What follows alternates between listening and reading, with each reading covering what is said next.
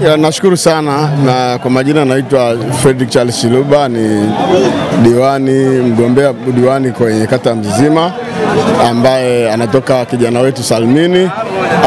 Ilani yetu ambayo tunakwenda kuinadi na ambayo tutakwenda kuisimamia baada ya uchaguzi, nafikiri mama ameendelea kutusupport kwa kiasi kikubwa.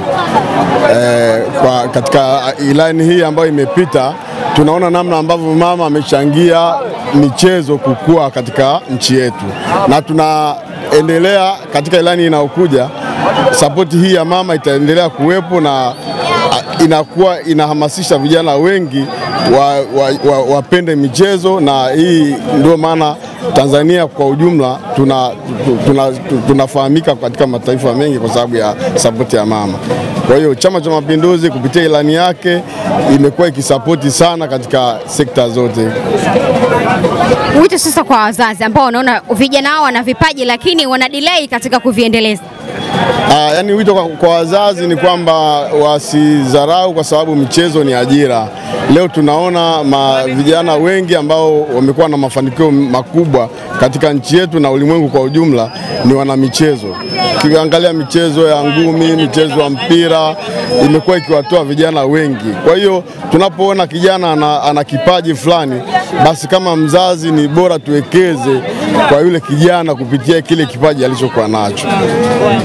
Na tunaamini kwamba tukiwekeza kwa vijana wetu kupitia vipaji ambavyo wanavyo, basi vitawatoa kwa kimaisha, lakini hata sisi pia baadaye watakuwa ni msaada kwetu, lakini pia wataendelea kuiheshimisha nchi yetu na kuendelea kuletea nchi yetu pato la kigeni.